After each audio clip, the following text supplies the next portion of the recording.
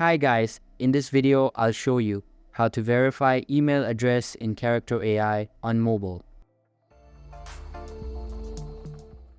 First of all, open up your preferred browser on your mobile phone and search for Beta Character AI.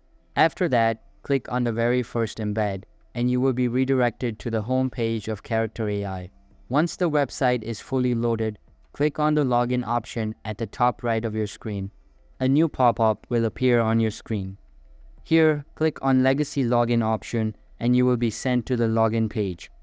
Now, tap on Sign Up option below the Continue button.